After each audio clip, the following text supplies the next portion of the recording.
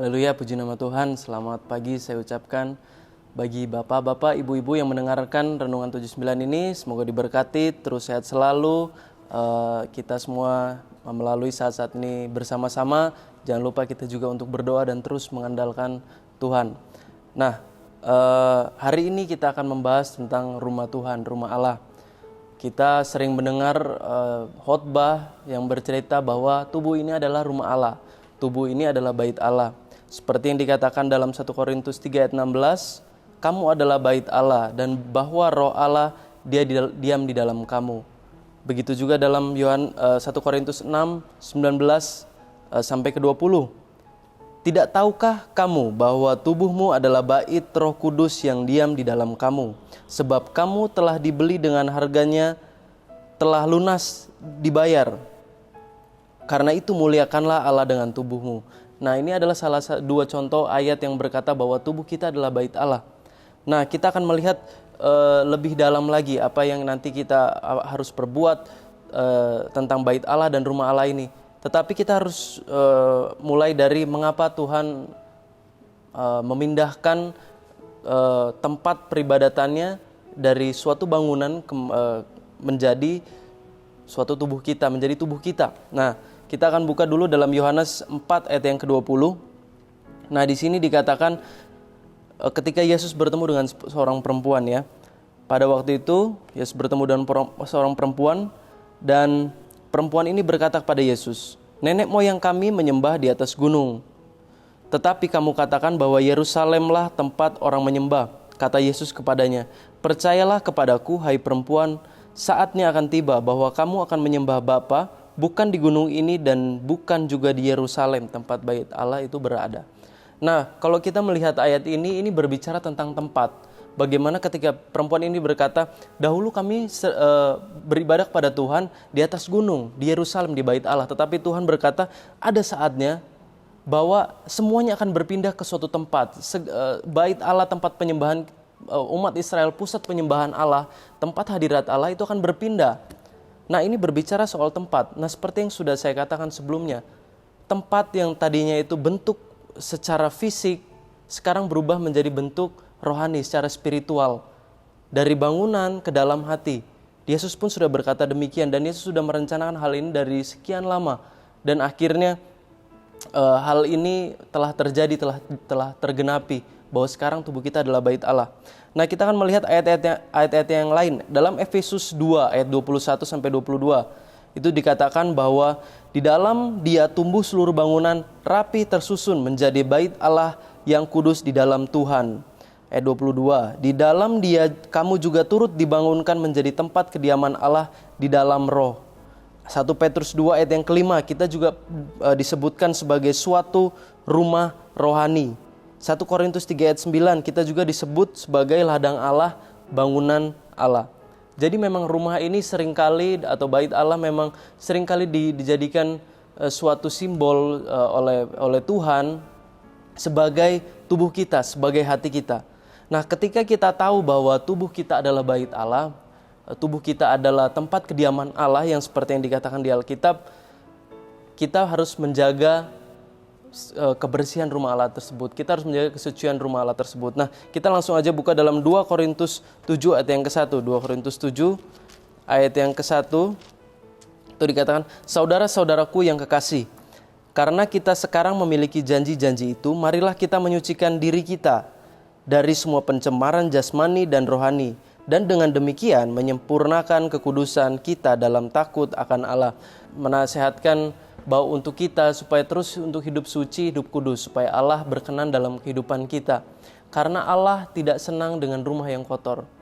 Allah tidak suka dengan tempat tinggal yang kotor. Ya, salah satu contoh kita akan buka dalam Markus 11 ayat 17. Itu dikatakan, lalu ia mengajar mereka, katanya, bukankah ada tertulis rumahku akan disebut rumah doa bagi segala bangsa, tetapi kamu telah menjadikannya sarang penyamun. Nah, Yesus ini ketika di ayat ini itu dituliskan bahwa Yesus marah. Kenapa? Itu dituliskan bahwa karena orang-orang, para imam-imam di situ menjadikan, dan orang-orang menjadikan tersebut sarang penyamun, sarang orang berdosa, tempat berjualan, dan Yesus marah di situ. Nah, Yesus tidak senang dengan ketika kita mendengar suatu ayat bahwa Yesus marah, dan kita lihat bahwa Yesus marah bukan karena hal-hal dosa lain-lain, tetapi karena seseorang menodai bait Allah, dan Yesus marah di situ. Contoh lain dalam Matius 23 ayat yang ke-28, itu dikatakan, "Lihatlah, rumahmu ini akan ditinggalkan dan menjadi sunyi." Nah, ini dikatakan bahwa lihatlah rumahmu ini. Sebenarnya Tuhan Yesus itu menunjukkan kepada bait Allah. Tuhan Yesus menunjuk kepada bait Allah. Tetapi Tuhan Yesus tidak lagi menyebut bait Allah sebagai rumahku, sebagai rumahnya. Tetapi Tuhan Yesus menyebut bait Allah sebagai rumahmu. Karena tempat kediaman Allah yang harusnya begitu suci, itu diporak-porandakan oleh para imam. Dijadikan tempat sarang penyamun. Nah, dosa-dosa para imam itu sangat-sangat banyak. Seperti kalau kita baca ketika Yesus mengecam orang ahli-ahli Farisi, dia berkata, dia mengungkapkan semua dosa-dosa para imam. Saya akan memberi contoh. Mereka itu disebut Yesus itu munafik lah, sombong, egois, penipu, meremehkan Tuhan, mengabaikan belas kasihan, dan Tuhan Yesus bahkan menyebut mereka sebagai pembunuh. Dan ketika Tuhan melihat hal itu, apa yang Tuhan katakan, lihatlah rumahmu ini akan ditinggalkan dan menjadi sunyi. Ketika rumah Tuhan yang tadinya dipenuhi dengan kemuliaan dan kini dipenuhi dengan dosa, maka dikatakan rumah itu menjadi sunyi. Dan itu bukan menjadi rumah Tuhan lagi, itu menjadi rumah kita sendiri. Nah, kita kadang harus bersikap bahwa tubuh ini adalah bait Allah. Kita harus mempraktekkan, bertindak memang kita yakini bahwa tubuh kita ini bait Allah. Apapun yang kita lakukan itu percaya bahwa roh Allah ada dalam diri kita. Jika kita bertindak semau-mau, seenak-enak, menurut keinginan daging kita sendiri, maka kita sementara menggantikan rumah Allah dengan rumah kita sendiri. Kita menggantikan posisi Tuhan dengan seolah-olah tubuh ini adalah milik kita sendiri. Karena seperti yang dikatakan tadi dalam 1 Korintus 6 ayat 19, sebab kamu telah dibeli dan harganya telah menjadi lunas dibayar. Tubuh kita bukan milik kita sendiri, tubuh kita milik Tuhan. Oleh sebab itu permuliakan tubuh kita dengan perbuatan-perbuatan kita. Nah, oleh sebab itu pentingnya untuk menjaga bersih rumah kita. Nah, tetapi poin selanjutnya yang menjadi pertanyaan adalah, apakah rumah bersih itu cukup? Apakah rumah bersih itu hanya sampai di situ kita menjaga kebersihan rumah kita? Nah, dalam Lukas 11 ayat 24, Lukas 11 ayat 24 akan saya bacakan. Apabila roh jahat keluar dari manusia, ia pun mengembara ke tempat-tempat yang tandus mencari perhentian. Dan karena ia tidak mendapatnya, ia berkata, "Aku akan kembali ke rumah yang kutinggalkan itu." Maka pergilah ia dan mendapati rumah itu bersih, tersapu, dan rapi teratur. Lalu ia keluar dan mengajak 7 roh lain yang lebih jahat daripadanya. Dan mereka masuk dan berdiam di situ. Maka akhirnya keadaan orang itu lebih buruk daripada keadaannya semula. Nah, iblis juga dapat masuk ke dalam rumah yang bersih. Rumah yang bersih tidak berarti rumah yang aman. Iblis malah senang ketika dia melihat rumah yang bersih. Dia ingin segera masuk dan merusaknya kembali. Iblis tidak senang dengan ketika melihat orang-orang itu datang kepada Tuhan, beribadah kepada Tuhan, berbuat kasih, membaca Alkitab, berdoa. Iblis tidak senang dengan hal itu. Rumah kita mungkin bersih, tapi itu iblis dapat melihat itu menjadi suatu peluang, dan iblis dapat masuk ke situ, dan dikatakan iblis dapat mengajak 7 roh lain yang lebih jahat, dan keadaan orang itu lebih buruk daripada sebelumnya. Nah, pertanyaannya, jadi ketika rumah udah bersih, apa yang harus kita lakukan? Dalam Lukas 11 ayat 23 kita mundur. Dikatakan, siapa tidak bersama aku, ia melawan aku. Dan siapa tidak mengumpulkan bersama aku, ia mencerai-berai.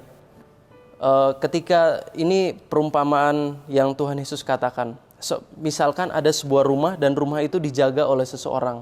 Dan ketika, saya akan bacakan aja ayat 21. Apabila seorang yang kuat dan yang lengkap bersenjata menjaga rumahnya sendiri, maka amanlah segala miliknya. Tetapi jika seorang yang lebih kuat daripadanya menyerang dan mengalahkannya, maka orang itu akan merampas perlengkapan senjata yang diandalkannya dan akan membagi-bagikan rampasannya.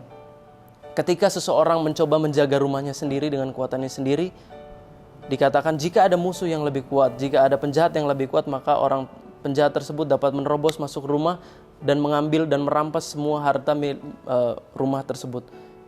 Nah, oleh sebab itu penting bagi kita untuk pertama untuk menjaga kebersihan rumah kita, dan yang kedua menjaga rumah kita, mengawasi rumah kita. Menjaga kebersihan dan mengawasi rumah kita. Mengawasi rumah kita dengan seperti apa? Kita mengawasi mata kita mengawasi telinga kita. Perhatikan apa yang kita lihat, perhatikan apa yang kita dengar. Apakah akhir-akhir ini ketika kita berada di rumah saja, kita melihat hal-hal yang tidak sesuai dengan kebenaran firman Allah, atau kita mendengar hal-hal yang jahat dan kita menyukai hal-hal yang jahat itu, kita melihat hal yang jahat dan kita tertarik akan hal yang jahat itu. Batasi semuanya itu. Jaga mata, telinga kita, dan bahkan pikiran kita pun harus dijaga. Pada saat seperti ini, kita di rumah, kuasa-kuasa gelapan dapat merasuki pikiran seseorang dan memberikan mungkin motivasi-motivasi palsu, mengintimidasi orang tersebut, memberikan pikiran-pikiran yang negatif. Nah, pikiran-pikiran tersebut pun harus dijaga dalam kondisi seperti ini. Jangan lengah. Oleh sebab itu Tuhan berkata, harus bersama Dia. Ketika kita menjaga rumah kita, kita tidak bisa mengandalkan kekuatan kita sendiri. Mungkin ada satu dosa kecil kita mungkin bisa lewat, tetapi ketika ada dosa yang lebih besar, kita bisa saja jatuh. Dan kita tidak akan pernah tahu batas kemampuan kita sampai di mana. Oleh sebab itu pentingnya bagi kita untuk berjaga-jaga, bukan sendirian, tapi bersama-sama dengan Tuhan Yesus. Rumah yang bersih tidak berarti rumah yang aman. Oleh sebab itu, jadi poin yang pertama adalah kebersihan rumah kita. Perhatikan kebersihan rumah kita. Lalu yang kedua adalah menjaga supaya rumah kita aman, hati kita aman, bait suci ini aman dan bersih, supaya roh Allah itu tinggal dalam kehidupan kita kembali. Jangan seperti para imam-imam yang mereka telah mengabaikan hadirat Tuhan, dan akhirnya hadirat Tuhan harus diangkat daripada bait Allah, dan hadirat Tuhan harus meninggalkan mereka. Jangan biarkan Tuhan lari daripada kehidupan kita. Jangan biarkan Tuhan tidak senang dengan bau-bau yang tidak sedap dalam rumah kita. Biarkan tubuh kita, hati kita itu menjadi dupa yang berbau harum di mata Tuhan, sehingga Dia dapat kembali ke dalam hati kita, supaya Dia akan menuntun jalan dalam kehidupan kita. Ketika Roh Kudus sudah hadir dalam kehidupan kita, Dia akan menuntun kita, memberikan kita solusi, mengajarkan kita. Dia adalah Roh yang lemah lembut. Ketika kita merasa sedih, ketika kita merasa jatuh, merasa down, Dia akan datang dan Dia akan memberikan kita kelegaan. Dia akan memeluk kita, Dia akan menuntun kita. Oleh sebab itu, penting kita untuk adanya Roh Kudus, apalagi di saat-saat sukar seperti ini. Semua orang sedang merasa sukar dan semua orang sedang lengah. Tetapi firman ini berkata bahwa kita harus menjaga rumah kita, supaya tidak ada kuasa kegelapan yang dapat merasuki kita di saat-saat seperti ini. Puji nama Tuhan. Kiranya firman Tuhan ini bisa menjadi berkat bagi kita semua di saat-saat seperti ini. Mari kita berdoa dan kita menutup firman Tuhan pada hari ini.